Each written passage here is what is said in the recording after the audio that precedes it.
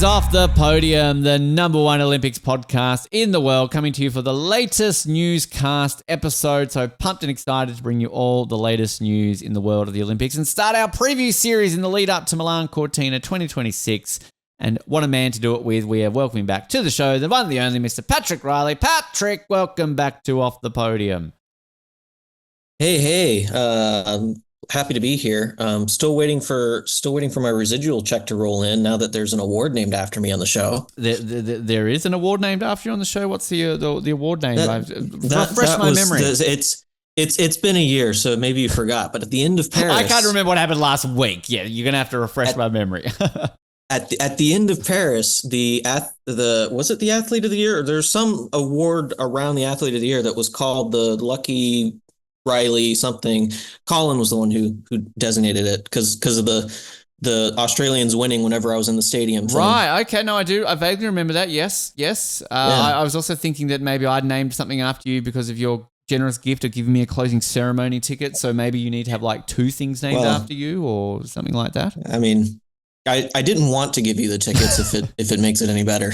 I will gladly thank bats from a Chinese market for starting a global disease, essentially, for that as well. But look, anyone who gets an award named after them gets a spot on this show. Dale Begg-Smith is always going to be on this show. Like if he rang me up right now, I'm like, bugger off, Patrick. You know, this is what's happening. Speaking of Paris, I should say, basically happy 1 year. I mean, this will be the last newscast we have, I think, until the 1 year. It's insane. I mean, I was working it out basically, I think in time of recording this in a week, I was going to Paris. So, How's it been a year? How has it been a year? I don't know. And how have I still, not shut up about Paris to everyone I talk to for pretty much every day? It's natural. It's like, okay, time to move on, Patrick. Yeah. Well, look, I mean, moving on, you are. We're both going to Milan next year. We're going to talk about that in this episode, of course. So there's going to be that. I also appreciate that for our video viewers, you've actually worn an Olympic-themed T-shirt today. You've got your LA, which I do love. I've decided to today go with a tribute to the late, great Julian McMahon, who is not related to the Olympics at all, but sad that he passed away. And our other podcast, we obviously covered Nip Tuck fully on that. So I'm just, I don't know what you can say. Scalpels out for Julian McMahon, essentially passing away. But he was Australian. His dad was Prime Minister. I'm sure his dad at one point did some meeting with Olympians. So that to me is a connection to wear the tribute shirt. But anyway, we're not here to talk about Julian McMahon. We're not here to talk about Nip Tuck. We're here to talk about the Olympics. It's been another busy month, and we officially have a new president, Patrick. No more T-Bark. We'll get to him. But Kirsty Coventry officially sworn in as the new IOC president, 42 years old, two-time Olympic gold medalist, and sworn in on the organisation, the IOC's 131st birthday, which just also happened to be Olympic Day. The first woman, the first African president. We've talked about this, obviously, over the last couple of months since she was elected. Massive deal, but she's here. We've got a new president, K-Cov. She's our new president of the IOC. She is. And the handover ceremony from, I don't know if you watched any of it, the handover ceremony from T-Bach to K-Cov was I guess fun. Fun is a word you can use. It was very rich fun. People snobby. Yeah. IOC fun. Yeah. They had a musician quartet playing Imagine. So, that's like a rock band for them. Why do they just play, just anything else? Like literally anything else. You could play, I don't know, Happy Birthday, or just something. Play another John Lennon song. Do you honestly? I think it's getting to the point now where, like, the John Lennon estate, Yoko, she's still kicking, isn't she? Like, somebody's slipping some cash. I mean, I'm not putting allegations out, bribery, IOC, that's in the past, but like something's going on here, Patrick. Like, why is K-Cov getting sworn in to John Lennon? Anyway, tangent. Sorry. Yeah. Why is nobody getting sworn into Yellow Submarine? That's what I want to know. Exactly. Come on. There are better songs out there. But I mean, you got to love a bit of pomp and pageantry though. And I think that it's important. Yeah. I mean, I can't think of any other organization where they would do this. FIFA, I would say, but that's bribery. That's a whole other, an old Gianfini, whatever his name is he's too busy, posting videos. Hey, congratulations, this country. Don't get me started on him. But I love how you've got this level of pageantry to it as well. And there were umbrellas involved again too. Like there's always rain apparently around T-Bark. Like just after Paris last year, umbrellas, rain. Maybe it's just the world's way of saying we're sad to see you go. But yeah, I mean, I'm all for a big ceremony. Well, big ceremony is what I'm trying to say. A big little ceremony. A big little ceremony. We haven't had you on since Kirsty was elected. I mean, do you have any thoughts on her election and kind of what she might be able to do and add to the Olympic movement now moving forward? Generally, I'm happy to see her. She seems like she's going to do a good job. It's early days, so it's kind of hard to gauge. But everyone says she was T-Bach's favorite choice, and T-Bach's favorite choice is my favorite choice. Is kind of my opinion. Where was I? I had a thought. It's all right. They come and go. That's the beauty of this show, right? I know. Comes in, goes out. I know. I lost it. Kirsty Coventry. Two-time Olympic gold medalist. We're going to introduce her that way. Is that what we're going to say? That's where I was going with that. Is one, I'm sure that the IOC, whenever they introduce her for a speech or something, there will be a new, instead of Olympic champion fencing, it'll be Olympic champion swimming. Dual Olympic champion swimming. Get into the specific strokes that she did or anything like that. But it's just crazy to think that she was competing in Rio and now she's the IOC president. I was just thinking that, like, we are at this point now where I remember her as an athlete. I remember how big of a deal she was in the 2000s and the 2010s. So this is somebody who, I was familiar with, and no disrespect to the great T-Bark, I wasn't around in 1976. I didn't see him win his Olympic gold medal. I had not really heard of him. We're discovering him popping up in a lot of these classic opening ceremonies that we're watching because he's obviously been a big deal in the IOC for a long time. But yeah, this is crazy to think that, we're living in this era where this happens. I mean, and it's also a case of, are the IOC now just deliberately making sure that a president's resume is stacked even more so? So we had first ever Olympic champion, T-Bark fencing, president. Now we've got dual Olympic champion in Kirsty Coventry. I mean, just saying, Jess Fox is working her way up the IOC ladder. I was literally about to say, imagine if 2036, Naomi Fox she's the sister, right? Naomi, the next one. Yeah. Yeah. I mean, it's just, I'm thinking that the more stacked the resumes, Michael Phelps will be president by like 2050, clearly. That's kind of how it works, right? Just the level of medals you've got to win before you become a president. Yeah. Although I don't know how I feel, I need to process this more. The idea that are we entering a world now where you have to have been an Olympian to be IOC president, or even more than that, you have to have been an Olympic champion to be IOC president? Look, I think it helps. I mean, I don't know. I think it helps. I think with any of these type of roles, if you've got that background and you can relate, it definitely helps. Whereas you go back into some of the more administrative roles, but I mean, we have seen in other sports and other positions of power that not necessarily you need that level. Like, I mean, I use the example of coaching in certain sports. Like, it's always been the domain of former players become coaches, but there are several examples in many sports where people have never played the sport but have gone on to great success. Australian football right now, our current reigning champions coach never played in the AFL, yet coached the team to a premiership last year.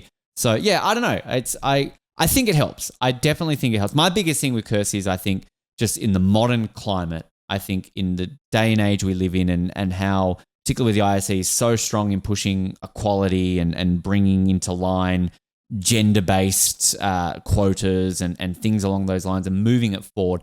I think Kirsty is just a perfect choice for that. I think in all seriousness, if they hadn't have elected a female right now, it would have been a mistake. No disrespect, Lord Sebastian Coe, but I think that it's the perfect time for her to get this role, and I'm very intrigued. I'm not saying that only a woman can do this job right now in the day we're at. It's more of a case of it's at that point in history where this is a time for this to happen and to really see what a female voice and perspective can do, and also a thoroughly, deserving champion in the sport that she came from. And you elect a woman now, you normalize that, hey, that's a thing you can do now. And now it's not going forward for future IOC presidents. The gender hopefully won't really be a factor. It'll all be, what have you contributed to the Olympic movement up to this point? Yeah. And I'm always on the page of, I hope we live in a day and age where we don't have to bring this up. Oh, look, a woman, and she's going to bring this, like, which is, as you said, it's a normal thing. You know what I mean? Like, it's never even brought up. Like, it does annoy me sometimes when we have to say the first woman, the first African president, the first whatever. Like, I just wish we could have a conversation, which is like, cool, Kirsty Coventry was elected. Great. Let's move on. But we're not there yet. The IOC now joins a list of many countries and global organizations that elected a female president before my country did. So, yeah. Well, you brought it up, not me. So that's on you. Well, you didn't vote for him. But hey, I don't know if you did. If you did, cool. If not, whatever. We're not getting into that copy. Let's just, again, friendly reminder that in like 3 years' time, that guy has to open the Olympics. So, woo. Everyone remembers.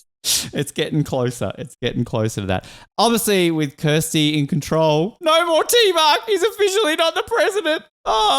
He's the honorary president. True. That's I don't think they've ever done that for an Olympic president before. Not even Juan Antonio or anyone. And as we said recently in our Paris Redux opening ceremony, we made him a thing. You're welcome, T-Mark. But it's a big deal. Like, we've been on air now for 9 years, and our entire time has been under the reign of T-Mark. But he posted a great little video on the Athletes 365 social media account, sort of thanking the athletes for their contribution. And from what I've seen, the praise for him has been universal. I mean, every leading official in sport, politics, anywhere is not going to be universally loved. I get that. But from what I have seen, he generally is. And I think that it's a big, obviously, honor for him to be given honorary president for life. He's come out and said, like, I really want to help, get Kirsty involved and sort of mentor her, essentially. I only discovered right now that Thomas Bach is 71. The guy is looking fantastic for his age, can I just say right now? Yeah.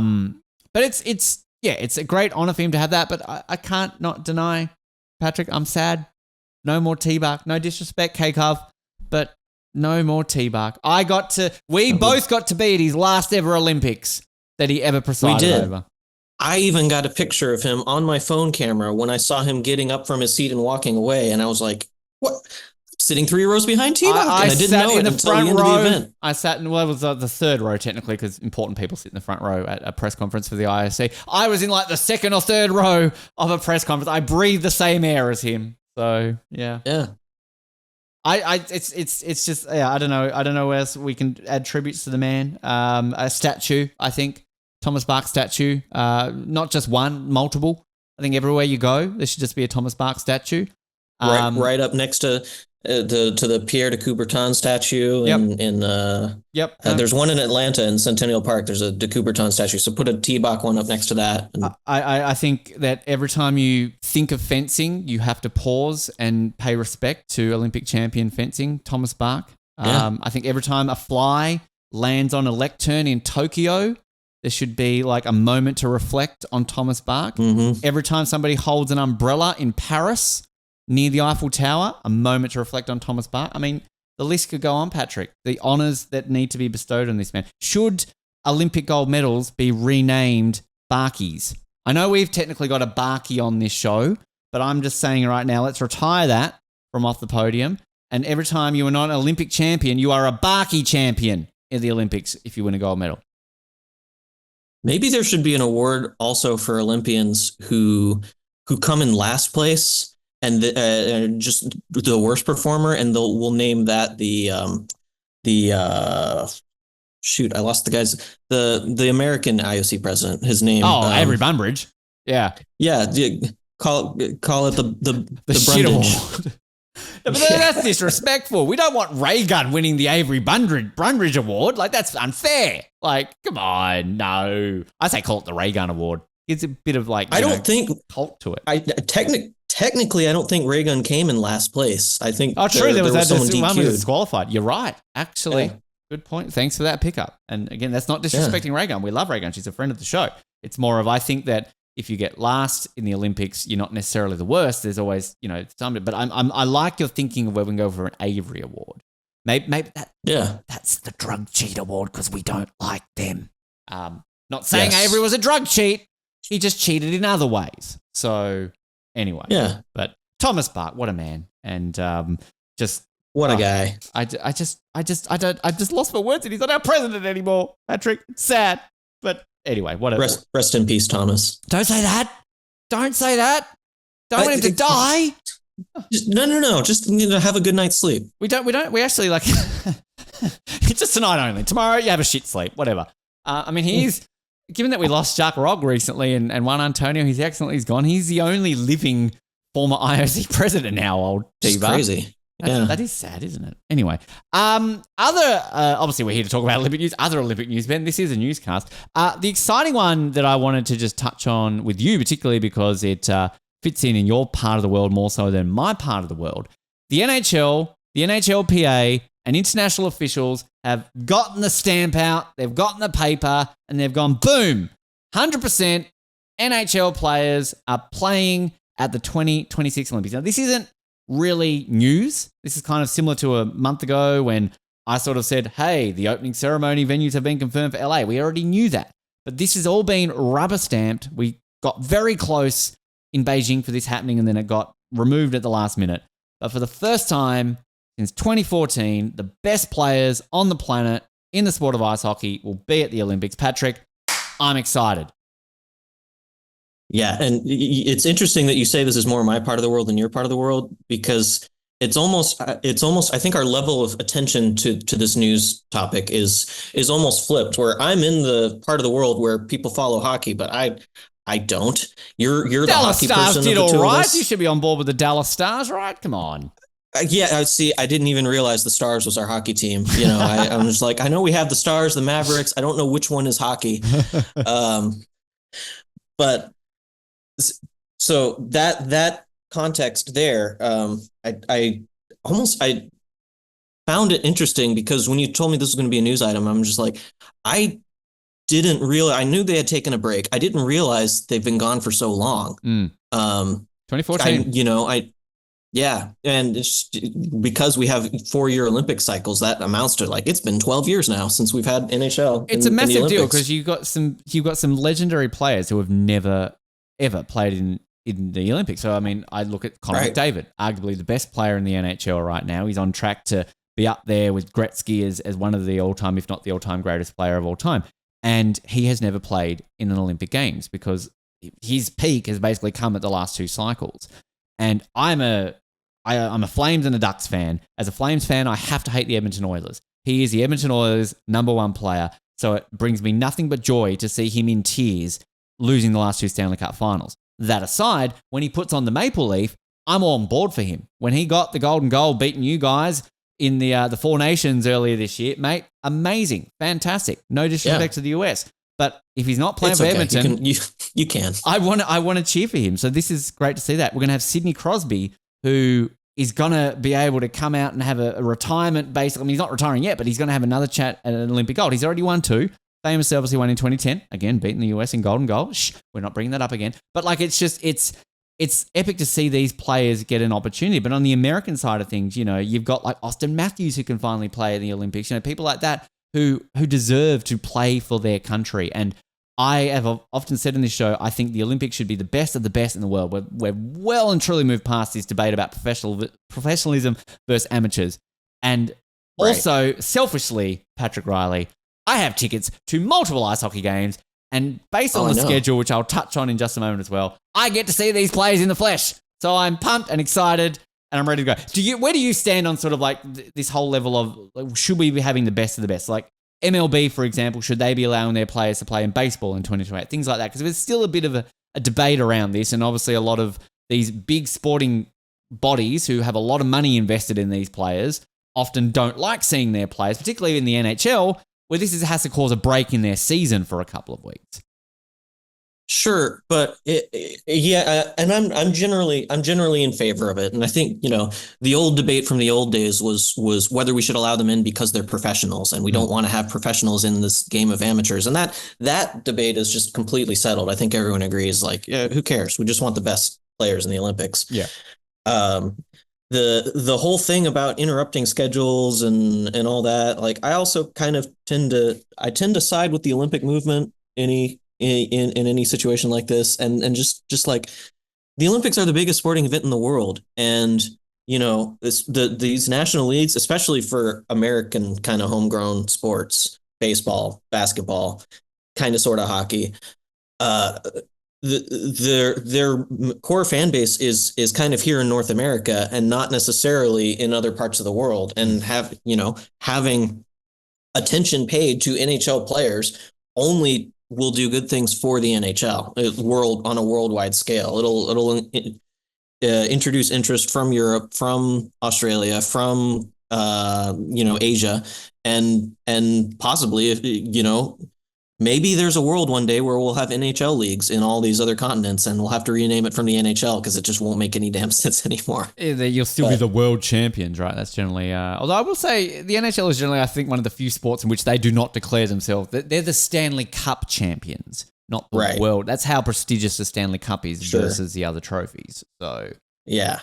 Okay, but you said something that reminded me when I was reading about this. They mentioned another thing that kind of came attached to this signing of this new agreement with the Olympics is they're going to now start doing a Hockey World Cup on the 2-year cycles that are on the off year. So starting I think 28 and then 32, they're going to do a Hockey World Cup that is literally just world teams, but kind of like the football World Cup, soccer World Cup. So the interesting thing with international ice hockey is it's dictated a lot by the NHL and seasons, and they often, like the World Championships of ice hockey for men and women is held every year. It's one of these ones where they have a World Championship every year, and the majority of the time, particularly in the men's side of it, the NHL don't send their best players because generally the World Championship is held pretty much around when the Stanley Cup finals are on, the playoffs are on. So the best players are still generally in there, and nobody really cares about the senior men's world championship. The European nations do, because for them, it's the world championship. They're sending their best of the best there, so that's why often you will see a lot of them winning world championships and hearing a lot more. The junior world hockey championships are massive. That's particularly in Canada, because that's their junior kids coming up, and they're going to be the future stars.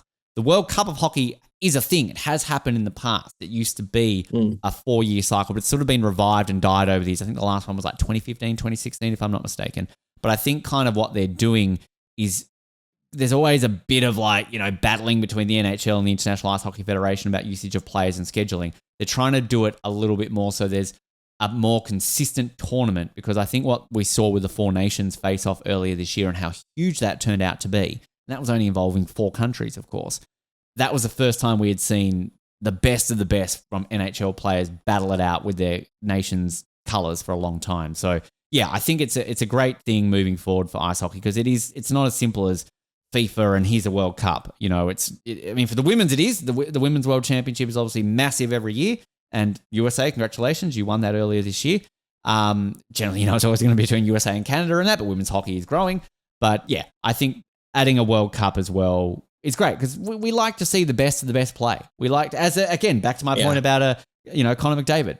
I want to see Connor McDavid play and cheer for him and not hate him because of the club he plays for. So I hope that this stays forward, and I hope that for other North American sports, particularly baseball, and what they will do during the LA Olympics, because I personally I think the best of the best should be playing, and particularly in LA, background of just the Dodgers and all that kind of stuff. I mean, what an absolutely magnificent backdrop that would be to see the best MLB players be joined by the best Japanese players, best Korean players, Mexican, Cuban, all these baseball nations. So yeah.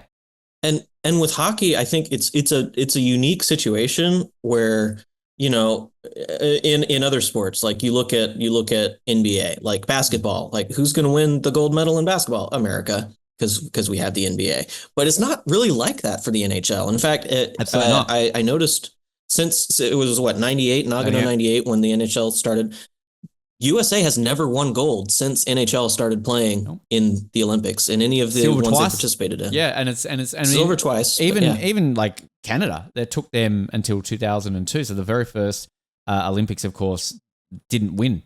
Czech Republic did. There's a great documentary on that Czech Republic winning team on the Olympic Channel. If you've never seen it. And then, Canada famously won that gold in 2002, but then 2006, last time we had the Olympics in Italy, Canada shat the bed. They were out in the quarterfinals. I think from memory, the US were out in the quarterfinals as well.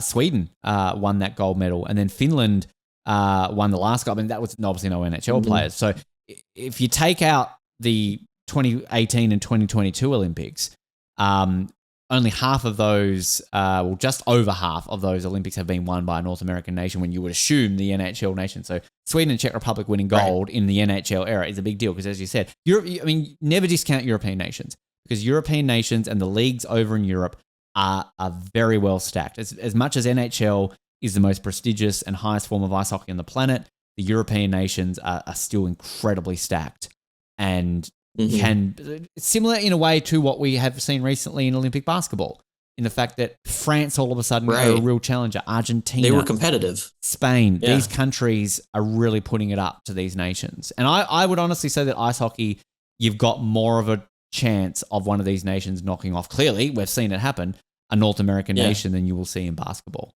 So adds and also a level playing field in a sport where there's very few big nations playing.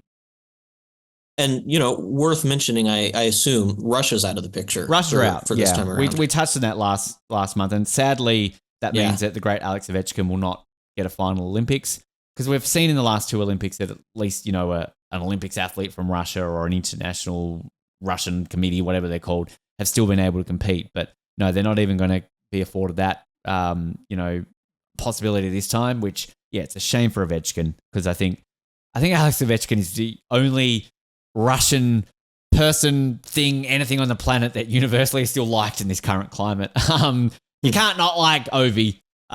So it's a shame that he won't be able to. Maybe he can change his citizenship and play for Latvia or something like that in the coming months. I don't know. Just like pick what's going to be the least performing team. Pick that team Italy, and give them a shot. Latvia. I don't know. One of those. That's The schedule has also been released for the Olympics next year. The groups for both the men's and women's tournament.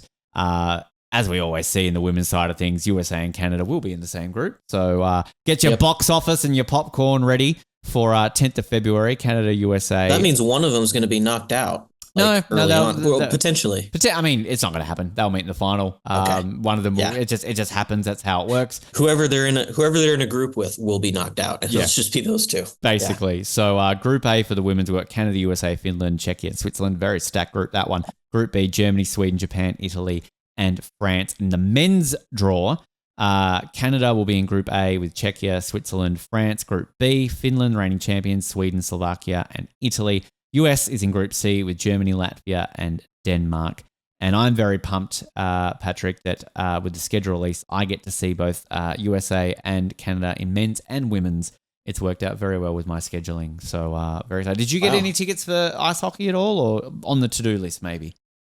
Maybe on the to-do list. I got what I thought was going to be all my tickets that I was going to get, period, at this point. But I, depending on living situation and travel and transport, I may or may not have a budget surplus. And if I do, then I'll buy some more. And kind of anything in Milan is first on the list because I'm going to be spending a few days there and want to make the most of it. We're going to be roommates, Patrick. We're going to have off the podium roommates next year for a couple of days. So that'll be very exciting. Yeah, I mean, that was my number one sport. That was by far the one that I think I've bought tickets for 4 or 5 sessions.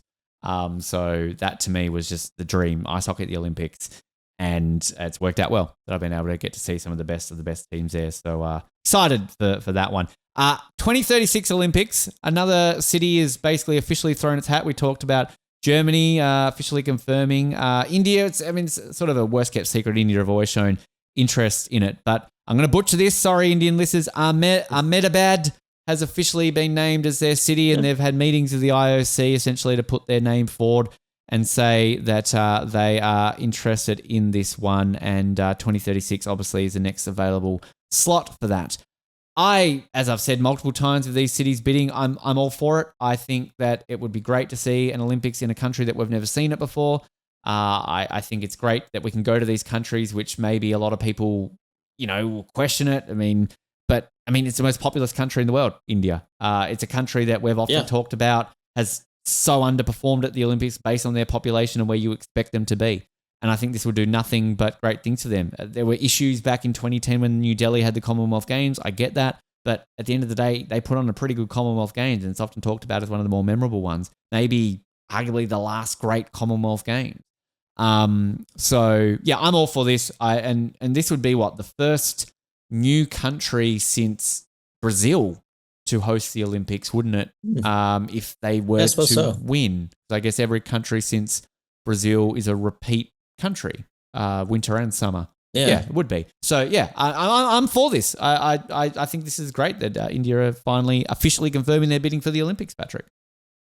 Yeah, me too. And I especially think just on the angle of looking at the Olympics not just as a sporting event, but as a global kind of cultural showcase and a way to kind of present to the world who you are and kind of what your history looks like and what your people look like that. I think in and of itself, I think they wouldn't have to lift a finger. They wouldn't have to, don't put any money, don't do anything at all. Whole track and field just in a field, and it would still be one of the more memorable Olympics of all time, just because it's just a unique location that we've never seen in an Olympic competition before. Are you then saying that we should hold the track element on a track? You're onto something here, Patrick. This is pretty good. I think it's high time to separate track and field and make them get a divorce, guys. You don't need to be the same thing. Go away. Track and field. We don't need to each other. So essentially the confirmed cities, 100% confirmed that have bid by putting in some form of level. So we've got Indonesia in Nusantara, Istanbul. Their new capital. Oh, Istanbul. Honestly, if I have a sentimental favourite to win the Olympic bid, Istanbul. They've applied every single time.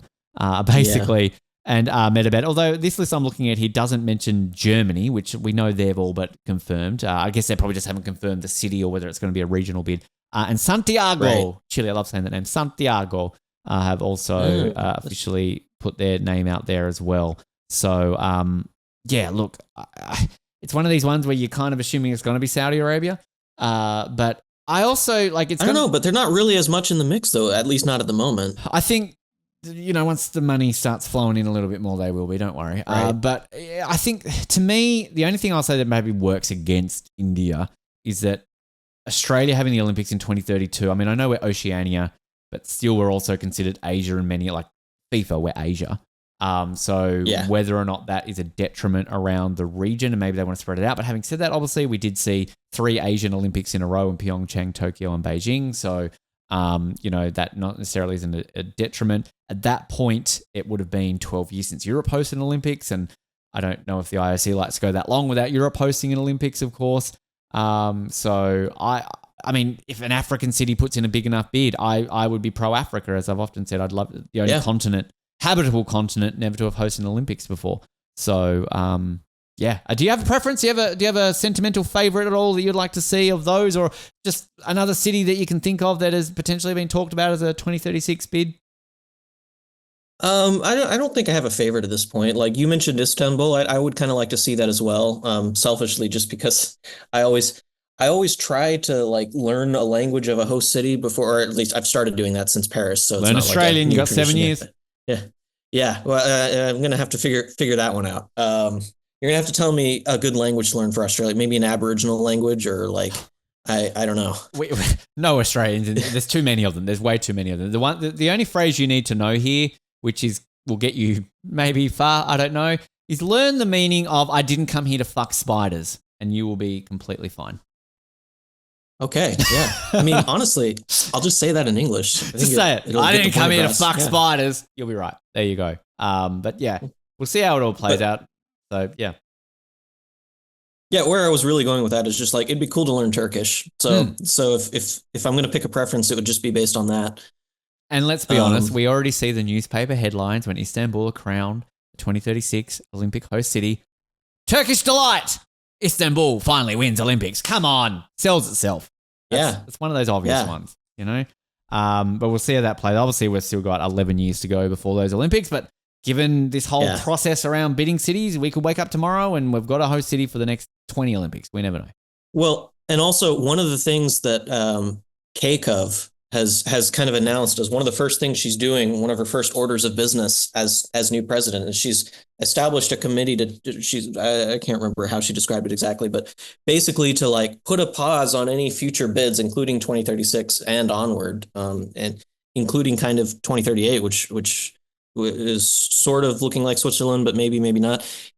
She said we're going to put a pause. We're going to form a committee to just decide how do we want to do the process going forward. We don't want to do what it used to be, but we're getting a lot of complaints that bring back the 7-year, glorious world travel mass. I love that so much. I want them to bring that back. Sorry to interrupt, but that's I agree. Favorite. And I mean, like we're 7 years out from Brisbane now, which is normally where the election would happen. But essentially right now, we'd be about an election in traditional times. Yeah.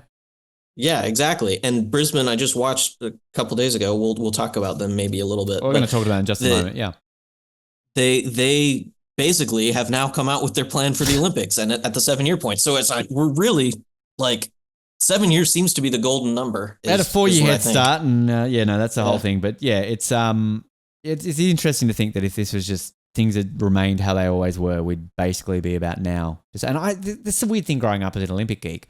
I used to always think of these off years between 2-year Olympic cycles that, technically there's nothing on, but there always was an election. So you think about it, the year after a summer Olympics, there was always an election for the, 7 years later and after a winter Olympics. So there was always something Olympic based growing up before we then got like youth Olympics and things like that. So I miss that. I miss that excitement and that the elections. I remember being so obviously as a kid, I vividly remember Sydney being chosen. I was 6 years old, but I remember it. But I remember the lead up to the 2012 Olympics because I was so on board New York City for 2012. I'd signed up to everything. I would have been a volunteer, everything. And then obviously, famously, when London got the bid the day after the horrible bombings happened, sort of souring them winning the bid. And then I remember the lead up to 2016 being on board Chicago and then Obama getting on board, Oprah getting on board and everything that. And then that amazing, to me, maybe one of the most outstanding presentations ever when Rio just held up that map and was like, here's a map of the world. These are all the continents where all the Olympics have been hosted. Here's South America. None. Drop mic. 0. I mean, things like that. It's just, I missed that. Vancouver, when they got the Olympics, being so excited and watching all the footage in Canada. These are moments that, I mean, I'm not taking away from America. It's more so that you guys get the Olympics so often that maybe it's more of a city and regional based thing than a national thing. But the national pride that winning an Olympics, Sydney winning those Olympics in 1993 has got to be top 5 all-time Australian nationalistic moments from a country that is often ashamed to show our national pride. And that is a moment that a lot of people will talk about as one of those rare moments in our country that did that. Canada the same in 2003 when they got the Vancouver Olympics. So I miss that. And K-Carb, if you're listening, I'm sure you are, I know you want to get rid of that, but can we bring that back in some form? Because there's just something fun and unique about that whole election process that I miss. And we're only 5-6 months, or however many months until February. We're only less than half a year, almost half a year away from the very last Olympics that was elected in the traditional way. Yeah. Milano-Cortina is the very last one that was done that way. That's a good point. That's a very good point, Patrick, actually. So, well, so the last summer one that, I mean, technically it would have been Tokyo because obviously with how Paris and LA played out, it was sort of traditional, but not really. Traditional-ish, yeah. Traditional-ish. So, anyway, there we go. But India, welcome to the table. Briefly on Brisbane, obviously with their plans that were announced a bit earlier in the year, the Queensland government have basically secured additional funding with the federal government for the Games. They've signed on the paperwork that officially confirms funding to build or upgrade a total of 17 venues with a total of $3.5 billion. That's small change being given by the federal government, $7 billion in total infrastructure. This we weren't really doing newscasts when the federal government a couple of years ago announced that they're going to give $3.5 billion to the Olympics. Now, that is significant because Sydney did not get federal government funding on that level. Right. That was not done. And the fact that the federal government has stepped in and gone, hey, we're going to give you $3.5 billion to help these Olympics happen. And $1.2 billion of that are going to go to this new stadium, which obviously we're so happy they're finally going ahead to build a brand new stadium in Brisbane for these Olympics.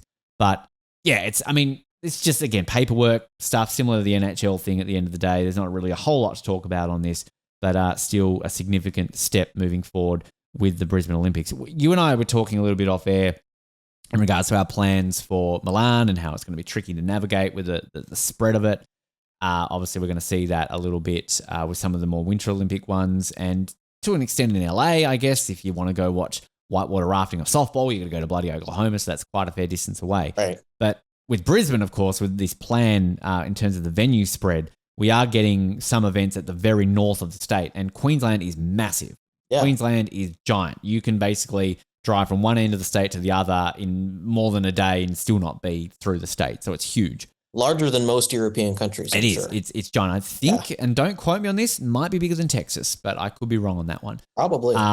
So there's going to be a lot of spread. So for you, for example, if you're wanting to go watch sailing like you did in Paris, and similar to what you did in Paris, you obviously traveled to the very bottom of the country, you would be traveling further to go to the very far north of Queensland to see that, and you're going to be in the same state, in the same country. So a lot of spread for these Olympics. Well, obviously the main concentration in the southeast part of Queensland. But are you looking that far ahead, Patrick, to add Australia to your travel list to come to the Brisbane Olympics in 7 years' time?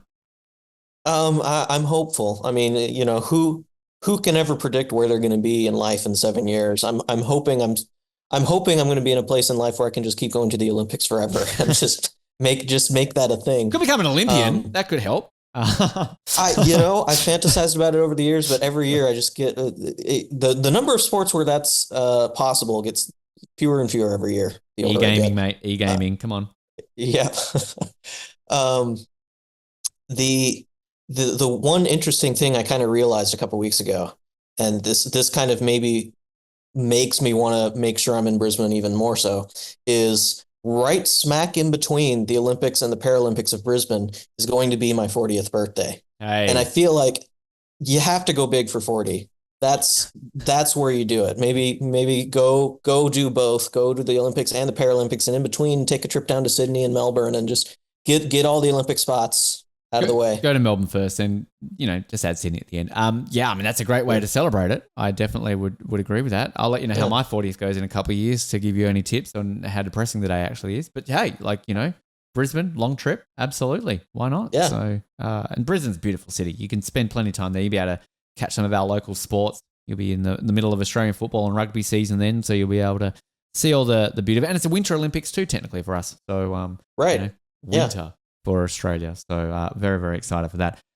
We're going to get to a couple of Team OTP updates and get to our first of our sports previews and play a clip in just a moment. But I just wanted to send out a special shout out to a listener who flicked us an email since we last had a newscast, Vincent Mazoya. Now, Vincent, I apologize if I'm butchering your name. He's pulled me up on some pronunciations as well in my email, which I appreciate that. Now, Vincent is a 26-year-old French fan, lives in Paris, I believe, and he's written to me saying that he has been listening to the show for a little bit over the year. He was looking for some unofficial podcasts in the lead up to Paris. He said, "You deserve your awards and more. I really enjoy your interviews, newscasts, and ceremonial reviews." Well, thank you for that. Appreciate that, Vincent. But he essentially went into a lot of detail after he listened to our Paris opening ceremony review, saying that, first of all, he loved our appreciation of the ceremony, said that he appreciated all our positive words that we were saying for it, the love of the music, the cultural part.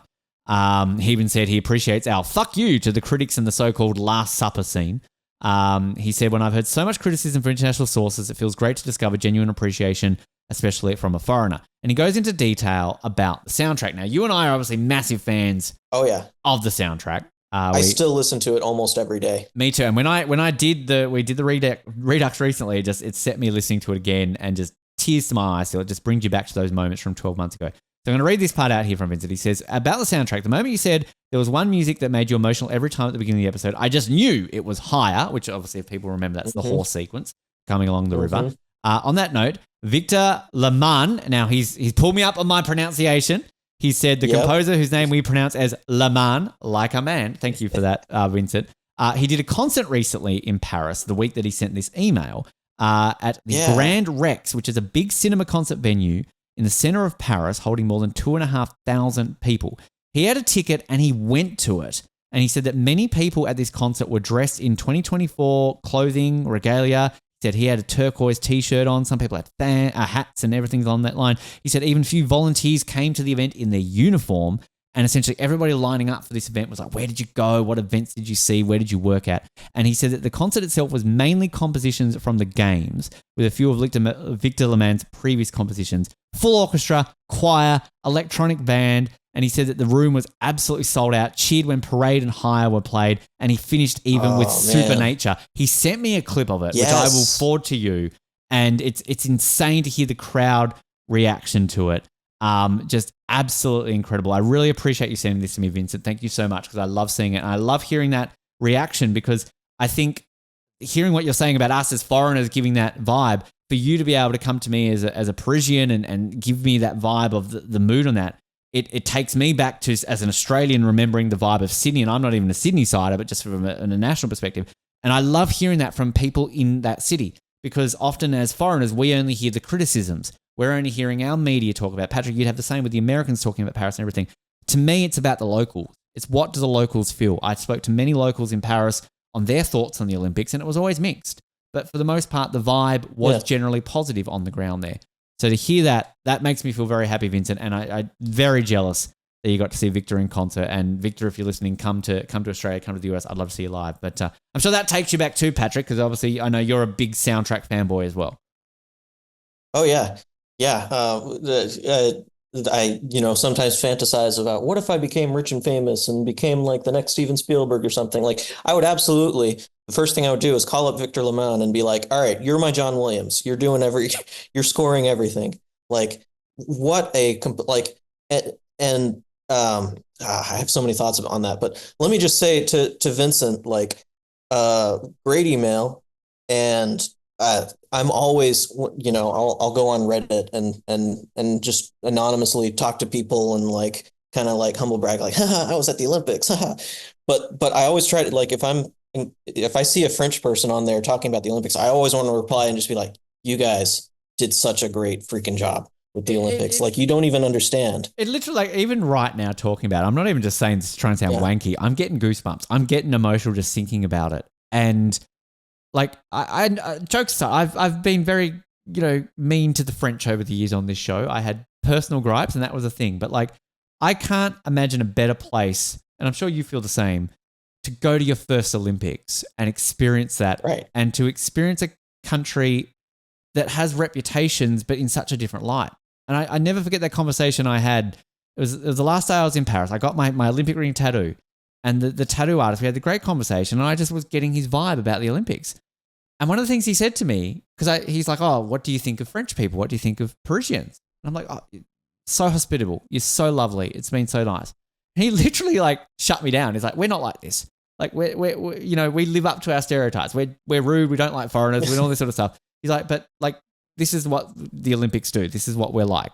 He's like, come back here in 6 months and see what it's really like. And a lot of people will ask me, shall they ask you, what did you think of Paris? And I sort of have to say, well, like, I don't know if I really fully experienced it because of the Olympics, but I'm very glad that I did though, because I think this is what the Olympics do. It brings out the best of countries, the best of people, and you hear these stories. And to this day, people talk in Sydney about that joyous 2-week period, and we're going to celebrate that in only a couple of months, 25 years.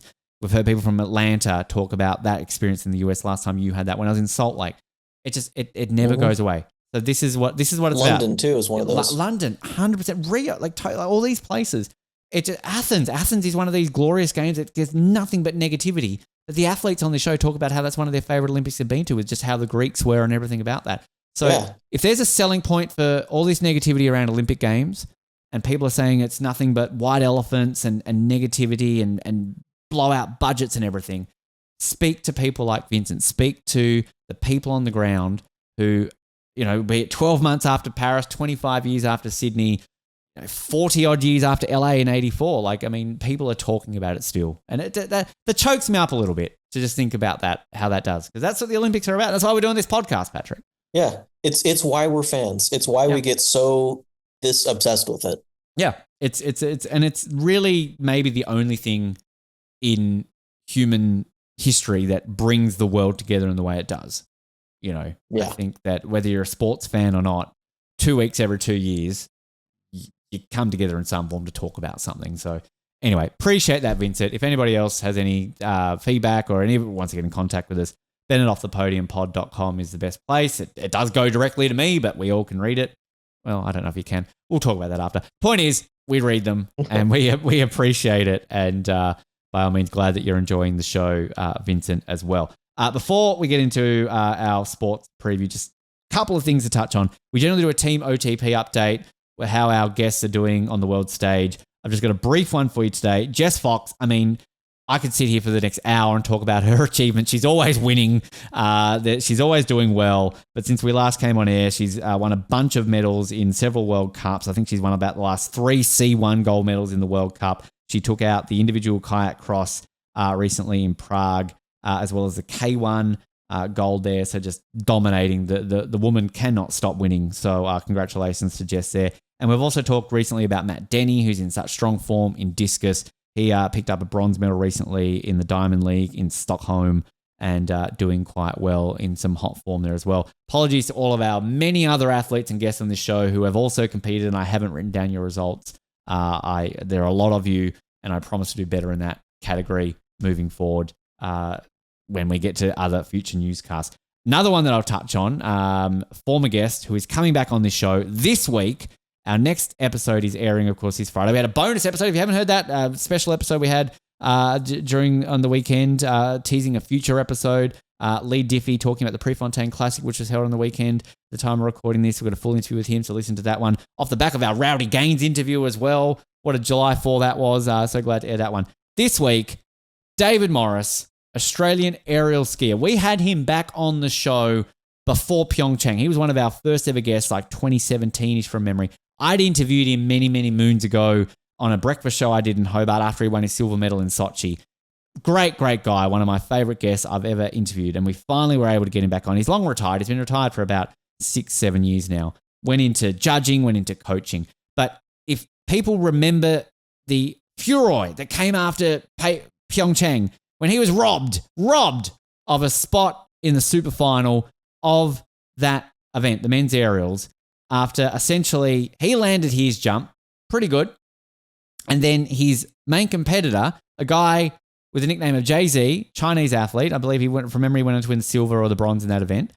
He landed, but then promptly crashed and then clearly didn't stick the landing, but he got better points and essentially knocked David Morris out of the final. It was big, big controversy at the time. We were furious about it. I bring it up all the time as you're about to hear me saying this. But after all these years, David Morris is the nicest guy in all the TV interviews. He essentially was like, oh, shit happens. I moved on. But he admits in this interview that he was just basically well-trained in the media. He grinned and bared it. But as you're about to hear in this snippet from this interview this week, he exactly wasn't living up to his emotions at the time. Check out this snippet. Your name, I think, gets brought up more than anybody else on this podcast about people that I'm pissed off at what happened to them at their Olympics. I'm still not over you getting robbed. Oh, I'm not over it either. I feel you. I watch it back and I can't handle it. It's just not right, is it? I mean, right of appeal. I mean, how many Olympians get things taken away from them for drugs and stuff like that? Yeah. We want dodgy judging calls happening. Yeah, it was essentially. Wasn't the best outcome, that's for sure. And I think I interviewed well, and the most important thing is you come off well on TV and people respect you for what happened. And I think I did that quite well. But man, I was furious, and it was a very poor judging. I'll be honest. I've now gone into judging since a long time in the future. But I've gone into judging. I watch back and I go, this is clearly wrong. Everyone knew it. There's just nothing that could be done. Once the scores come in, they're in, and had to accept it. And I mean, I guess to top it off, at least. So Jia Zhongyang, who's the one who fell over, we are good friends. I have Jay-Z, nothing against right? him, of We course. call him Jay-Z. Yeah, Jay-Z. Yeah, yep, Jay-Z. Yep, So yep. That's his nickname, Jay-Z. We're good friends. A lot of respect for him. A lot of respect for all the jumpers. So when people look at him and go, "Oh, this guy," I'm like, he did his jump. He landed. He gets to the bottom. He knew it was a maybe score. He gets a score that gets him in. He goes, great. His competition continues. The athletes have nothing to do with it. So I want to make that very clear to people. You cannot be angry at athletes at any time. We're all friends. Bad judging decisions are not the athlete's fault. We just accept our score and we go back and go again. And he made the most of it and got a medal. Well done to him. At least he made the most of that opportunity. Do I wish it had been a different outcome? Yes. Did I think I was capable of getting another medal? Absolutely yes. But such is life. What happened. And potentially the next jump, I could have broken my neck or done something unbelievably crazy. No one will know what happened is the way it was always going to happen. And I just have to accept it and move on, but it hurts. It hurts for me still after all these years. I mean, he's so honest and open about it. It's a thoroughly enjoyable chat. I don't say that about everyone. I'm never going to come here and say our interview was shit. But he's very open and honest about that. Some other things as well. Always good value, David Morris. And to me, one of these athletes in Australia in particular that it just blows my mind that he's not more well known and hasn't been used more in like media and stuff like that, because he's such a personality, and one of the best autobiographies I've ever read of his was on that too. But it's a great chat. That's airing this Friday with him, and we've got some other great ones coming up. It's a big month, I will say, in July for our interviews, because not only do we have David Morris, we have an absolute icon of Australian Olympic sports, one of our greatest ever Olympians of all time, who we've had on the show in brief snippets before, but finally a full-length interview with her that's coming up. And then one at the end of the month, which is related to you in a way, Patrick, because you and I are Survivor fans, and obviously we had Noelle Lambert on recently. And Noelle talked about a fellow Survivor contestant who then went on to the Paralympics and success. And without giving that away, he will be joining us at the end of the month as well. So getting back to the Paralympics, which ticks your Survivor fandom boxes at the same time too, because Noelle was a great chat. She was. A little bit of the Survivor Oz coming back for part of that interview. And I'm sure there will be more of that to come. There's a name that doesn't get often mentioned in sentences anymore, but yes, indeed. But a couple of great ones coming your way. And I will also say our Athens 1896 Games review is finally happening too very soon. We're recording that this week. I cannot wait to hear that. Like, I am super hyped to hear that one. Me too. And then Paris 1900 and St. Louis 1904, like, sign me up to listen to all of those. I'm counting down the days to Antwerp 1912. That's all I'm here for. So bring on Antwerp. But I'll tease on that a little bit more at the end of this episode. But we're here right now to close this out. I cannot believe that we are literally at that point where we have to start doing sport previews for Milan. Now, obviously we did this with Paris, and given that we started a little bit closer to Paris and there's a lot more sports to cover in Paris, we had to do 3 an episode and kind of breeze through them. We're basically panned this out with the amount of newscasts we've got in between now and the opening ceremony that we're able to do 1 per episode, and obviously newscasts will get more frequent close to the Olympics, but right now we're starting off. So we're releasing this at the beginning of July. We're still essentially, 5-6 months out from the Olympics, and here we are doing sports previews. But we are starting today with snowboarding. Patrick Riley, I put it out there to our lovely band of volunteers and people who join us and contributors. I say, what do you want to do? Do you want to come on the show? You were quick to get into snowboarding. So I just want to start with your love, your passion, snowboarding. What's brought you about wanting to kick our sports previews off with the great sport of snowboarding? Well, it's and just to clarify, so I don't sound like a poser or something, I don't really know a ton about snowboarding. I just, in an Olympic context, I'm a huge fan of snowboarding in the Olympics, and it's my favorite thing to watch in the Winter Olympics. For the longest time, skateboarding was not in the Olympics, and that's sort of my co-favorite summer sport. So snowboarding was kind of the thing, and the thing that scratches that itch a little bit. And still, in a way, they're still kind of the thing, because they actually have a half pipe event, which skateboarding still doesn't have in the Olympics. Yeah, but snowboarding does, and it kind of coincides with some of my favorite Winter Olympic memories. With Shaun White, and Chloe Kim, and just all the Esther Ledeca, and all the just the variety that you have in a relatively small number of disciplines. But you have half pipe, which is tricks. You have big air, which is a different way of doing tricks. You have slope style, which is tricks with rails, and cross. Thank you.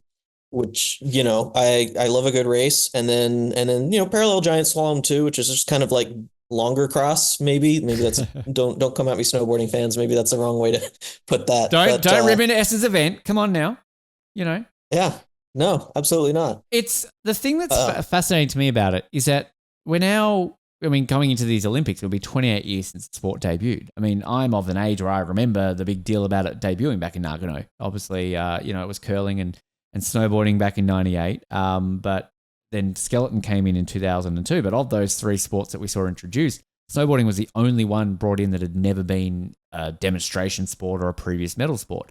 So this is legitimately the only new sport at the Winter Olympics that we've really seen in the last 30 years, that hasn't been previously. I mean, 94, obviously we had a 92, a lot of the freestyle editions and short track, but a majority of those had also been seen as demonstration events before. This is like legitimately a brand new sport, what we're going to see with mountaineering next year, ski mountaineering.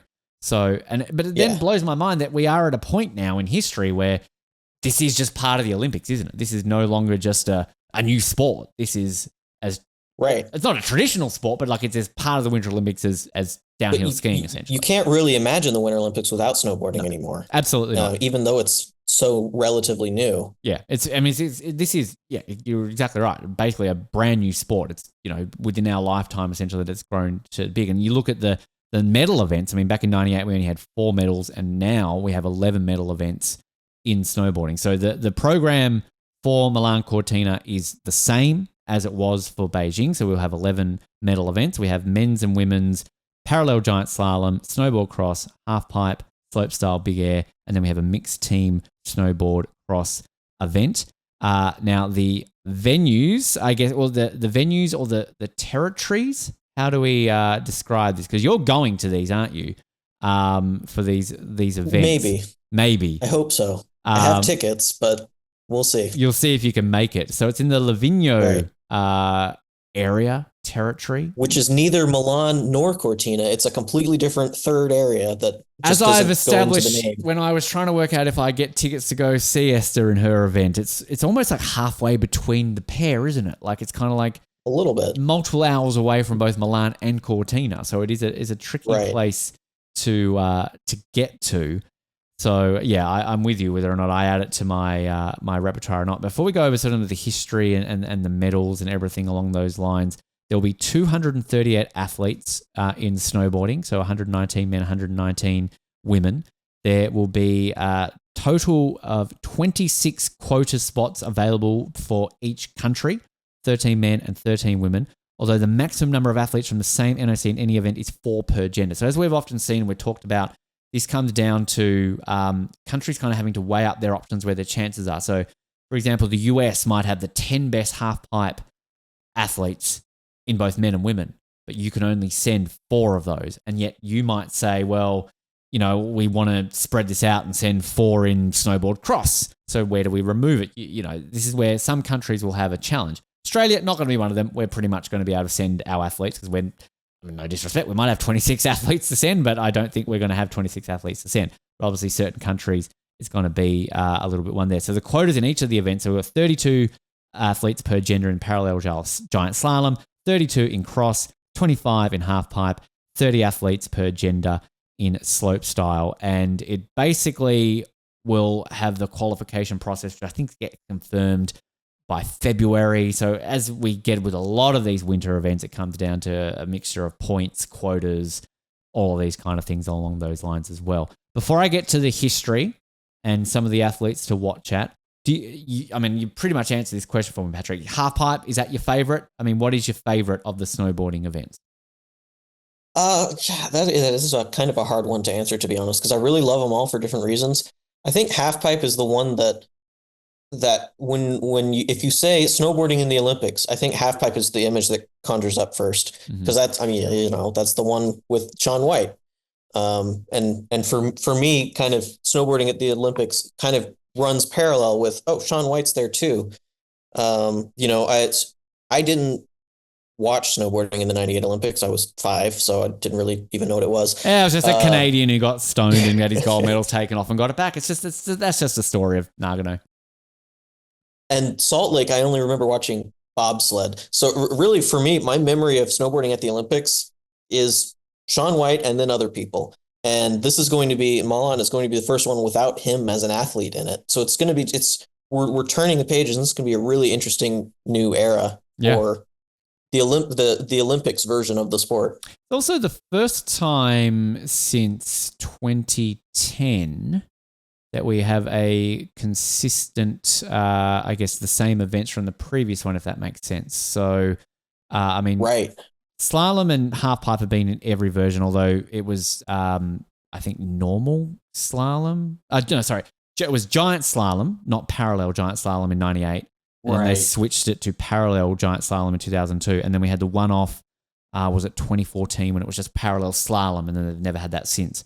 And then cross was added in 06, slope style added in 14, big air in 18, and then the mixed team event for cross was added last time. So obviously the beauty of the Winter Olympics is we can almost individualize the events because there's a lot less in the Summer Olympics as well. But you might have this up in front of you, so I don't know if I'm actually really giving you a quiz here or not. But who is the number one nation in snowboarding in the history of the Winter Olympics, Patrick? If you don't have it in front of you, give me a guess. Who's won the most total medals? Total medals. That's the Ben Waterworth model. Total medals. Yes. I don't have it in front of me, but I did see it when I was kind of doing some research this morning. And it's the USA. Shitting it in. Yeah. But if let me see if I can remember the number of total medals. I think it was, the number in my head is 35. Oh, well done. Winner, chicken dinner, yes. Patrick Riley. Good job. Yes, 35 in total, 17 gold, 8 silver, 10 bronze, more than double the next highest. If we're doing total, Canada is second, but they sit third based on gold. So Canada have won a total of 17 medals, 5 gold, 5 silver, 7 bronze. Switzerland, second based on the gold count, 8 gold, 2 silver, 4 bronze, 14 in total. We're then going total. France are next, 13 in total, 4 gold, 5 silver, 4 bronze. Austria are technically ahead just based on the gold, 5 gold, 2 silver, 4 bronze. This is a sport that Australia has won multiple medals at the Olympics. So we sit. You cracked the top 10. We're in 10th based on this level. We have a gold. The great Tora Bright won the half pipe back in Vancouver. She, of course, alongside the great Dale Begg-Smith, our co-equal greatest Winter Olympian with the gold and silver. She also got silver in Sochi, but we've also got we've got 1 gold, 3 silver, 2 bronze.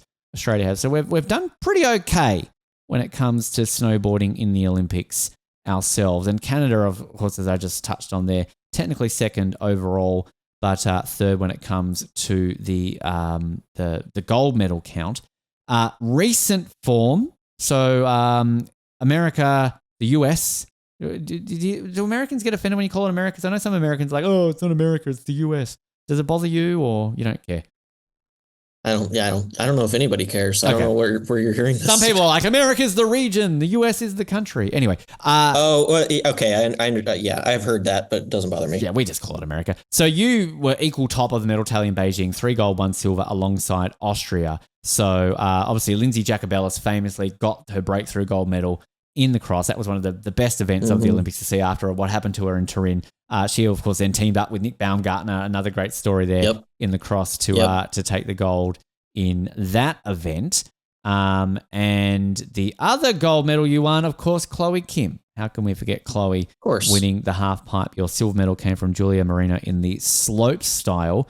Australia, we had the silver and the bronze. Scotty James went one better than he did in Pyeongchang. Scotty got the silver behind Ayuma Hirano in the half pipe. So just based on trajectory, he's going to win the gold, of course, in Milan, bronze, silver, gold. And, Turin 2006 had gold medals, one from Australia in skiing, but, there's still tricks involved, Dale Begg. So Scotty, he's a world champion, so he's going to win it, clearly. We'll get to him in just a moment. And, of course, Tess Cody took the bronze in the slope style. The thing that does worry me, though, about snowboarding in this modern climate, Patrick Riley, is that New Zealand is somewhat good at this now. They, of course, won a gold and silver in Beijing with the great Zoe Sadusky-Sinot taking the gold in the slope style and the silver in the big air. So there you go. But I can't not mention snowboarding and not mention my queen, Esther Ledecker. She got a back-to-back gold in the parallel giant slalom and recently took out the world championship again in that. So she's always in hot form heading into that as well. But and also has a gold medal in alpine skiing as well. One of the greatest sporting moments I've ever seen is her taking that gold in Pyeongchang, an absolutely insane one. And if you remember our coverage in Beijing, she should have won medals in Beijing in skiing, but a few things went away. And she added the Super G to her repertoire as well. I think she got 5th in memory off the top of my head in that as well. So, I mean, the woman's an icon, and it's definitely going to be, if I can make it to one of her events next year, I will be a very, very happy man. Are there any, I mean, look, I don't know how much you've delved into your American athletes. I'm going to go over some of the world rankings where we're sitting at the moment, at least time of recording this. A lot of this will change. It's going to be another 6 months until these. So obviously, if you're listening to this in the future, we're recording this in July. But are there any American athletes for you that you keep an eye on? I mean, is it just all the Chloe Kim show? She's all that anybody talks about when it comes to snowboarding? Because she'll be going for what? 3 in a row? 4 in a row? I mean, this will be 3 in a row. 3 in a row. Which has never been done in the history on men or women's side. There's never been a 3 in a row gold medal. Shaun White has 3, but they weren't in a row. They went consecutively. Yeah, you're correct. Yeah. I think if you were to ask the average American on the street, name an Olympic snowboarder, Chloe Kim's probably the only. Well, aside from Shaun White, Chloe Kim's probably the only one that anyone would even be able to name. I think it's Olympic nerds only who can name anyone else. But just in terms of Americans in general, admittedly I don't follow snowboarding year round either, so I kind of had to look some things up. But it looks like if anyone's going to come for Chloe's crown and potentially be a challenge to her, there's somebody an American named Maddie Mastro, who apparently has been performing consistently really well in all the just sort of the World Cup FIS circuits since Beijing. And so she number 3 in the world. Could be a force to be reckoned with. Yeah. Yeah. You got seeing now she's 3 in the world. You've actually got Chloe's number 1. But at the time of recording this, you've got 4 snowboarders in the top 10 in the half pipe at the moment. Chloe Kim, Maddie Mastro, Bea Kim, and Madeline Shafrick. Is Bea Kim related to Chloe, or am I just assuming last name's going to be the same there? I don't know, but that would be a heck of a coincidence to have two famous snowboarders in the top 5 that have the same last name and aren't related. It would be, very much so. Just looking at the history of the half pipe, just in general, of all the events that have been in the Olympics, only 2 of them have not been won. This is in the women's half pipe by an American. Nicholas Thost won the very first gold back in Nagano in the half pipe. Tora Bright, of course, won in 2010. But America have claimed the last 3 gold in the women's half pipe and 5 of the last 6. So pretty good track form there, I think, when it comes to that. And I mean, she's an icon, Chloe, right? Like she is. Oh yeah. She is. I mean, as you said, household name. I mean, she's taken the mantle, I think, now that Shaun's retired. Essentially, I did see Shaun White post, I think, on Olympic Day the other day, actually, about how he's going to miss being there next year. But yeah, I mean, I think that she's somebody. And I think he'll still be there, just not as an athlete. But anyway. He'll probably be on NBC's coverage. Bea Kim and Chloe Kim are not related. So I've just Googled that there. They just both happen to have the same last name. So there you go. I got to talk about Scotty. Scotty Too Hottie, Scotty James. I mean, we live in a country where winter athletes are barely recognisable at the best of times, even if they're an Olympic gold medalist. I mean, I guarantee you outside of a Stephen Bradbury and a Tora Bright, many people in this country would, fail to name Australian Olympic gold medalists in Winter Olympics. But Scotty James is the rare occasion. He is a household name in this country. He is a very popular athlete. I met him briefly in the Formula One paddock last year. He is married to a Formula One driver's sister. And we obviously are hopeful to get him on the show at some point in the lead up to Milan next year, but he is the reigning world champion, won that fairly recently. X Games medalist as well. 31, he's still so youthful, Scotty. He's been obviously around. I mean, 2010 was his first Olympics. He was like a 6-year-old essentially in those Olympics. When we did the Vancouver opening ceremony earlier this year, seeing a screenshot of him looking so young. So this will be his 5th Olympics? Am I doing my maths correctly there? 2-time medalist. He could become the first Australian Winter Olympian to win 3 Olympic medals if he medals in Milano-Cortina. Of any sport. No Australian has ever won 3 Winter Olympic medals. So that would be history of him, no matter what colour he can do with that one. But obviously, you've got to keep an eye out. We've got a couple of other Aussies. One Aussie. I'm looking at the wrong flag here, Ben. Valentino Gaselli, who was very young in Beijing, but talked about as a future. He's medaled in World Cups and X Games since. He's a big talent, Valentino. So he's going to pick up the mantle from Scotty. So he's a real threat. He's currently number 5 in the world on the men's side of things. The number 1 in the world right now is Yuto Totsuka of Japan. Obviously, Japan quite handy in the half pipe. They've obviously got the defending Olympic champion, as I mentioned before, in Ayumu Hirano. who himself is number 4 in the world, so he's still kicking around. And Japan, of the top 10 in the world, they have 5 of them. Just looking at the top 10, 5 are Japanese snowboarders, 2 Australian, 2 American, and a Kiwi, Campbell Melville Eves. It scares me that New Zealanders are getting so good at these sports. But anyway, halfpipe always a fun one to watch there. So I'm hopeful. Scotty too hotty, right? I mean, I don't know if you know much about Scotty, but we love a bit of Scotty James in this part of the world, obviously. Yeah, I'm not as familiar with him, but he does. I looked up his Wikipedia earlier today, and he has quite a track record at the Olympics, and also just in the circuits in general. So he'll get something. He'll get on the podium. I guarantee it. Oh, well, or your money back. There's a big. I'm going to play that in like 6 months' time, and you've either jinxed it or you've had a genius prediction there. I'm a bit scared. Hey, there's an award named after me. Okay, so touche, Patrick. Touche. All right. Yep. You just hold it up every time, shove it in her face. The big air. Just touching on Zoe. Look, all jokes aside, we're obviously very happy that Zoe broke through for New Zealand's first ever Olympic gold medal in the Winter Olympics last time out. She's 7th in the world, so she's still tracking well. And the current number 1 in the world in the big air of women's snowboard is Mia Brooks. UK's own Mia Brooks. Now, I'm not one for discounting the Brits, considering my track record when it comes to ripping into our fearless former overlords. But I don't know how I feel about Britain doing okay in snowboarding. They have won 2 bronze in snowboarding over the years, Britain. But, there you go. They've got a world number 1 in that side of things. The world number 1 in the men's big air. Just going through these quickly. Japanese snowboarder Taiga Hasegawa, ahead of an Italian, Ian Mattioli, who that would be great for the crowd to see them do all right there for the Italians. He was born. This is a fact you'll never get anywhere else. I got it from Wikipedia, but it wasn't a big thing. Or website, whatever. I got it somewhere. He was born in December of 2005.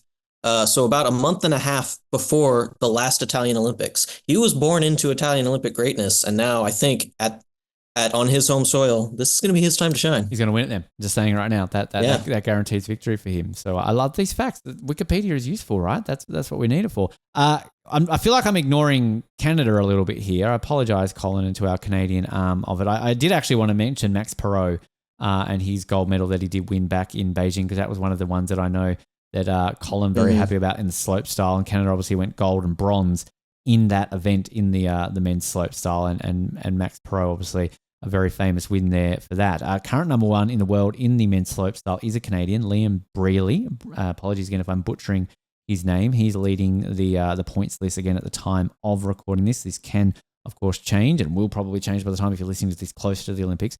Bronze medalist from Beijing, Mark McMorris, is down in 16th. I'm assuming Mr. Perot might have retired. I do not see his name on this list. So yeah, I was Googling. I was like, is Max Perot going to be in the Olympics? And it doesn't look like he's been actively competing lately.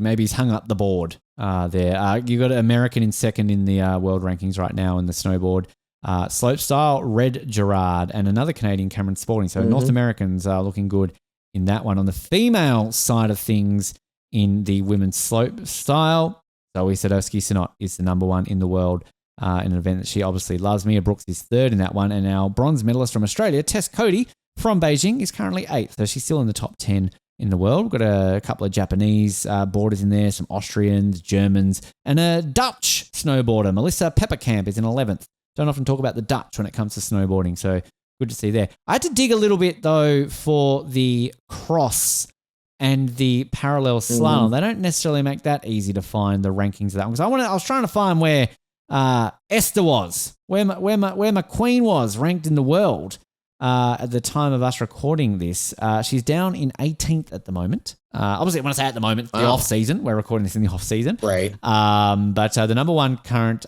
boarder when it comes to the giant slalom in the women's side of things is another Japan are on for a very good snowboarding Olympics, it seems. Tsubaki Mika is the number 1 boarder in there, ahead of a German boarder by the name of Ramona Teresa Hofmeister, very German name, love it, and a Polish boarder by the name of Alexandra Kroll-Walos. There you go. And on the men's side of things, the number 1 in the giant slalom, if we were to do it, Japan once again. No, hang on. Sorry, I apologize. That has gone to the half pipe. Thank you very much, Internet, for doing the right thing. Italy are the number one in the world when it comes to giant slalom. Thank you, Ben. Maurizio Bormoloni. There you go. I have to get the arms out, right? Bormolini. I was about to say, well, surely there's, I saw Scotty James' name there on the parallel giant slalom. He's sneaking that under the radar.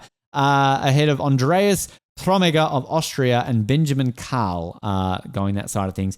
And then the cross, if we're looking from a male perspective, Canada doing okay. Elliot Grondin, number one in the world in the men's snowboard cross, ahead of Loan Bozzolo of France and Jacob Dusek of Austria. Adam Lambert, off the podium's own Adam Lambert, not the American Idol winner or Queen frontrunner. I was going to say, that's a career change. I know, right? Fifth in the world. Team OTP's Adam Lambert, fifth in the world in the snowboard cross. Another Aussie, Cam Bolton, veteran of the sport. He's eighth in the world right now. Highest ranked American there, Nathan Pear. He's 11th. And in the women's, and again, when I'm going over these rankings, obviously, this is just based on the form guide that we're seeing right now. Obviously, a lot more things, particularly with cross, it's much more of almost a luck game versus with form, as we've recently spoke to Josie Baff about, if you heard that. And speaking of Josie Baff, she is fourth in the world right now in the cross.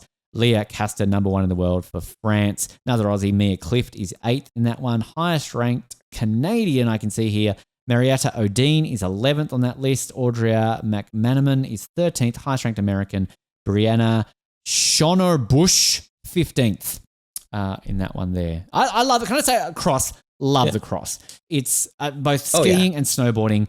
It is just, it's fast. And canoe now. And canoe, yeah. Bring cross into everything. Curling cross. Yeah. I want Dean and Tali bashing the shit out of each other, pushing out those attractive Swedes and Italians and the Estonians that knocked them out of automatic qualification. Bugger it. I want cross in everything. Curling cross coming. Play shooting cross. Run with a gun. Breaking cross. Dressage cross everything. All right. But I really could see dressage cross. Oh, yes, and the horse has lifted its leg now. Oh, and it's knocked out the other horse. I mean, actually, I think that's just horse racing at that point. Touche. Bat Horse would win all the golds, let's be honest. Bring back Bat Horse. But no, snowboarding cross is so much fun. And Lindsay Jacobellis, I mean, that was just such a full circle moment for her. And I don't know if she's still going. I kind of hope she is, because Italy back-ended with Italy. She was listed on the Olympics.com website as one to watch. Okay. They picked out like 2 athletes per discipline, and she was one of them. So possibly. Here's hoping. Fingers crossed. Fingers crossed for her still going, because that was one of my favorites. So I think anybody's favorite story back from Beijing. And obviously Nick Baumgartner as well winning that too. But I like sorry, Colin, we always bring him up into this conversation, but I like the mixed events. So I like that kind of idea with that. And Australia pretty handy in the mixed events as well. So getting a lot of World Cup medals in that going forward. Anything else to add on snowboarding, Patrick? I like kind of only having one sport to talk about. I don't feel obligated that I've got to rush through it. I mean, obviously snowboarding is a fairly short history. When we get to like the men's downhill in Alpine, we might be here for a little bit longer. But at the moment, I'm glad that this is a short one. But I'm bring on snowboarding. I'm jealous if you get to go to it. Yeah, absolutely. Bring it on. I'll just say one other thing. If we're talking about American athletes, I was watching, you know about the Chasing Gold show that we have here in the States. Yeah, I do. Has that started again? Is that back up and running again? So I love watching it in the lead up to Paris. It's back up and running. Okay, good. I need to check it out. They've had 3 episodes now in the lead up to Milan, and they'll still oscillate between winter and summer. So it's a weird show when they say Chasing Gold, Milano-Cortina, and then the entire episode is about summer sports. It's a little odd, but they had mentioned in sort of their first episode of the new season of this what sport is this? This is in slopestyle. A new kid just burst onto the scene, 16 years old. His name is Ollie Martin, and he just came in with a couple of World Cup bronzes. So he could be a new generation athlete to keep an eye on, who may be around for a while. Good to know. I'm glad you mentioned that is back on running, because I did love watching that in the lead up to Paris. So I'll definitely be checking that out. He's number 5 in the world, I can see right now. Is Ollie Martin, ahead of a Kiwi, Dane Menzies. More Kiwis. Stop doing that, New Zealand. I don't know what you're talking about. I will mention the scheduling for snowboarding. So they will have, I think, some qualification a day before the opening ceremony. And then it basically is spread pretty much the majority of the entire schedule. So we will have medals decided on opening day and the entire opening weekend. There's a rest day here and there, but it basically starts the day before the opening ceremony and runs all the way up to the final Wednesday, but ahead of the closing ceremony with 2 rest days in between. So snowboarding, if you love it, you're going to get a lot of it throughout the Olympics. So looking forward to that. Next newscast, I can tell you when it comes to what we are previewing, at least at this stage, luge, which I love luge. I'm going to say this every single damn episode. There's not a single Winter Olympic sport I do not love. If I had to rank in terms of maybe my least favorite, controversial, figure skating, but I still love figure skating. It's just not my preference of all the Olympic sports. I think it's maybe slightly overrated, but I still love it. I just want to say I would rank figure skating above a majority of summer sports. But still, if I'm ranking my tiers of Olympic sports in the winter version, probably down near the bottom. But next month, luge, and Raphael is coming back on, Germany's own. And if you're talking about a sliding sport, you got to have a German on, because basically if you are going to bet money on the Olympics of what nation is going to win a medal, I would put a lot of money on Germany winning medals in sliding. Everyone else just go home in the sliding sports. Just like it's go away. Over. Germany have already won. Let's just be honest. So we're into luge then. We get you back on again. We're going to get you back on again before the Olympics obviously start, Patrick. But I'm going to throw a few of these sports out there because maybe I can lock this in for you now. But of the following sports, what would you have a preference? Because these are the ones that haven't been chosen, at least at the time of recording. So we've got biathlon.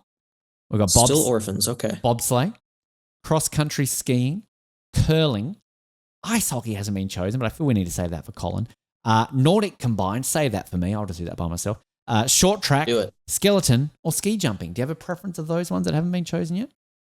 How has no one picked short track? I do not know. Do you want short track?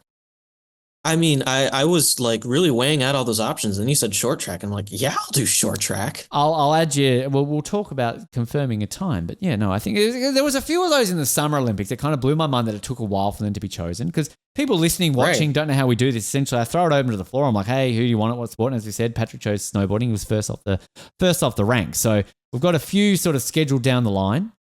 Colin straight away, I want to do freestyle skiing because he loves his moguls, and Raphael obviously chose a sliding sport. I think, was it Jamie who was just basically like, it was Connor. Connor was like, I will do skiing. And I was like, might need a little bit more information than that, Connor. So you've got Alpine. There's going to be a lot of newscasts about skiing. So I'll do the one with skating. I'll do the one on ice. Okay. But yeah, luge. I'll do the one that is sliding on frozen water. I'm looking forward to luge because we get to talk about 2 women luge. I mean, long underrepresented. We always have those, disgusting jokes that podcasts like this wouldn't make about the 2-man luge. Who would ever make those jokes about that sport? We get to do about women, no. Equal opportunity jokes coming to the 2 women and the 2 men luge. Patrick, it's always a pleasure, mate, to have you on this show. It's been a while, but I thank you for your time. Any other Olympic news or anything I don't know if I'm meant to be saying this on air, but I'm saying it anyway. You preempted to me off air that you might be looking at doing an Olympic trip at some point this year, heading to an Olympic city. That on the agenda? Anything else Olympic based you want to sort of touch on before we go? Yeah, sure. I can. I always tried to do an Olympic trip in August. I usually just pick there's a handful of Olympic cities here in North America, so I usually just pick one on a map, see if it's expensive to go to, and go. So this year I'm looking. I haven't solidified any plans yet, but I want to go to a Winter Olympic place, whether it's Lake Placid or Salt Lake, maybe even like Vancouver or something. Something Vancouver. That's relatively easy to get to and has a museum. I love an Olympic museum. The one thing I'll say, if you've not been to either Vancouver, Calgary, or Montreal, and I always say this, Canadian cities do very well at showing off remnants of their Olympics. Calgary literally land in the city in the airport. They have stuff in the airport. Yeah. They've got like the bear mascots. But Vancouver is great because they've got the cauldron, very publicly near the waterfront. There's multiple buildings where, at least when I've been there, they've had like replica medal podiums and everything. And they've got a great museum at BC Place where it's got a lot of Olympic memorabilia there. So I would say Vancouver if you want to leave the country. you might want to come back based on how things are going right now. But it's I've not been to Lake Placid, but I hear it's great there as well. So recommend them all. Yeah. Send photos. Do them all. We'll share. And if you want to do a little video and do some sites, we can put it up on our social media as well. So we're gonna do more of that. Yeah. We want to do more of that. I'm living now in an Olympic city in Melbourne, so I can now officially say I've lived in all 3 Australian Olympic cities. Look at you. We're looking to do things like that. A lot more of these on location things, and so yeah, Patrick and everybody else on this show doing things like that. Stay tuned. We'll share that. Like, subscribe, offthepodiumpod.com, where you can get links to all our social channels. We love hearing from you, as we said before, with the emails and everything. And great interviews coming out, great episodes, plenty to come here on the show. And we always appreciate your support and listening and tuning in and watching and everything else along the lines with that as well. Patrick, appreciate your time, mate. Again, thank you. It's been so long in this chat that it's went from day to night, because it's, I think, darker in your room right now than it was at the beginning. So we appreciate your time on the show. Thanks for having me, man. And, always love to be here. And we always love having you on. As I always close these out with now, if you've enjoyed today's episode, my name has been Noah Groves. And if you haven't, it's been Ben. No, it's the other way. Hang on a minute. I can't even do this properly. If you've enjoyed today's episode, fuck it. That was a bad ending. It was his birthday during the week. If you've enjoyed this episode, it's been Noah Groves. If you haven't, it's been Ben Waterworth. Good night.